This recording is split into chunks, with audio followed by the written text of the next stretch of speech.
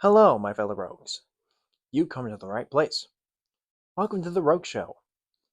And today we're talking about character foils, why they're based and true. If you don't know, character foils are characters with opposite or contrasting traits opposed to the protagonist or some other character. I'm going to get into why they are pretty much based and true, why they're fucking awesome. Uh, so let's start with the first reason why they're based and true.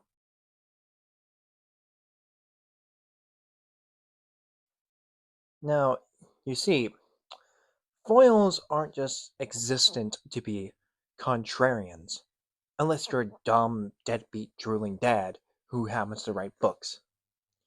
They're usually the opposite of a character to point out a flaw to overcome, a lesson to learn, a theme to represent. Take, for instance, Po and Tai Lung from the classic Kung Fu Panda. Well, Po is kind of a loser who looks like an IRL Redditor, and Tai Lung is a prodigy who looks like a Giga Chad tied to some fetish of a humanoid animal. The contrast between the two is very important.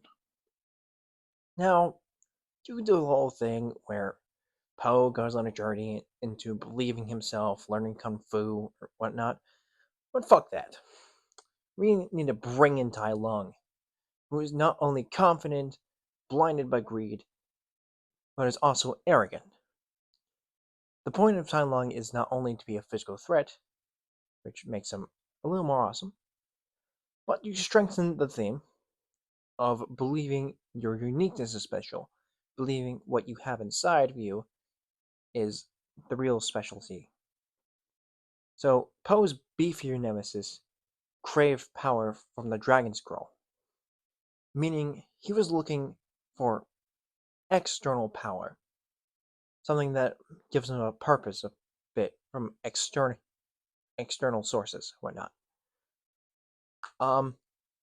But Tai Lung's cakier nemesis realizes the power is inside you.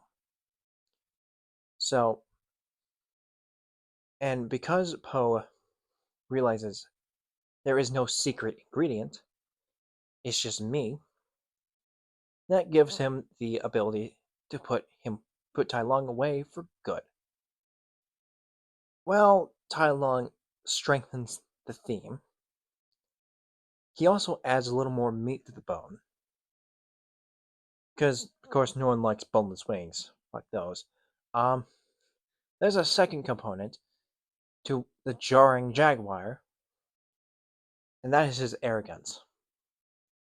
While Po would put himself down through the film, Tai Lung would put himself up a little too much, arguably leading to his greed. This aspect leads to a caveat to the theme, and that is humility. Pretty much a balance between uh, confidence and doubting a bit. Kind of being real, being down to earth, being humble, whatnot.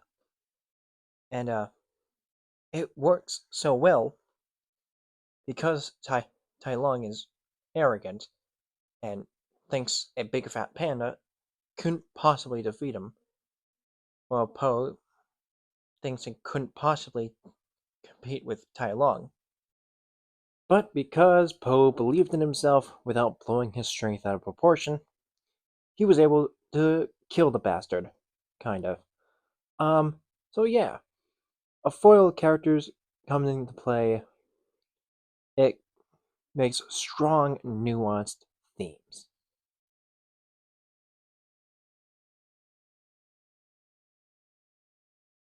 Do you remember the whole good cop and bad cop thingy-majiggy? Well, that is the classic example of a character foil.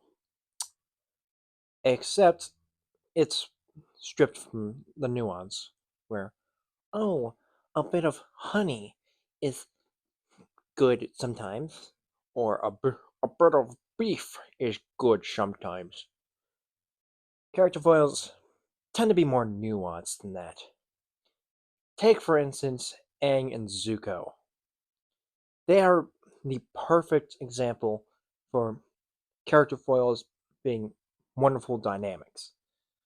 Because Aang is evasive and he's a pacifist, while Zuko is aggressive and he's a brawler. Um, their differences, however, do not deter them from learning from each other.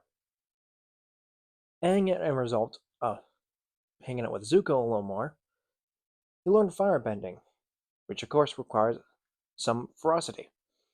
And Zuko, he learned to keep more of a level head. Uh, that's pretty much makes him a more sociable person and a lot more calm when dealing with the Zulu.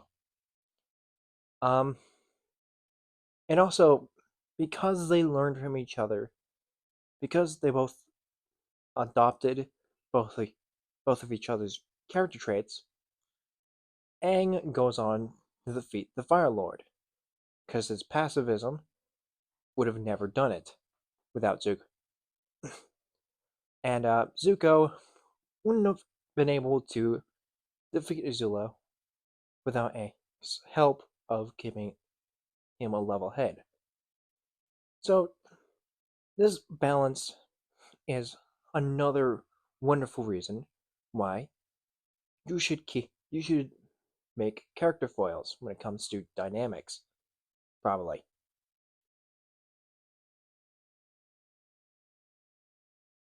Yes, it is true. Character foils do, in fact, inspire creativity. Why? Because it forces creativity. Why does it force creativity? Well, ask dumb, deadbeat, drooling dad who happens to write books. Okay? But on a more serious note, it forces creativity because it sort of limits your resources. And limiting resources allows you to get a little more creative. Like if you want to make a beef sandwich, or if you want to make a chicken sandwich, or if you want to make a shrimp sandwich. Uh, those are your three options, by the way. The the less limited, the less resources you have, more likely you're gonna want to make the best out of it. Whether if you have more resources, it's whatever. You can do stuff or do whatever you want. Uh, so the condition that one character has to be opposite from another character and they have to be compelling really limits your sort of resources and sort of builds up their creativity. Now, on that note, uh, it also gets you thinking. It gets you thinking. How am how can I make a compelling? How can I make a compelling theme? How can I make compelling characters? How can I make how can I make stellar character development? Um, and not only adding a foil makes it makes you think a little more. It also makes it kind of easier to come up with some great character development or impactful themes that'll make any story writer get a boner. So and that's why character foils inspire creativity.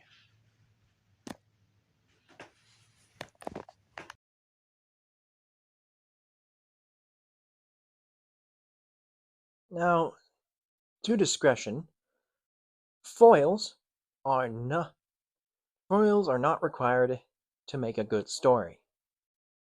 They're pretty preferable, make a good story. Though I did enjoy Hunger Games and 1984, to name a few, um, you should really consider putting character foils in place to at least make a better theme, a more phenomenal theme, to make wonderful and spectacular character dynamics, and show that you are the baddest bitch in the writing industry by being so pretty damn creative. Um, so if you're an aspiring writer, give the concept a try. Put more character foils in your writing. Now get lost.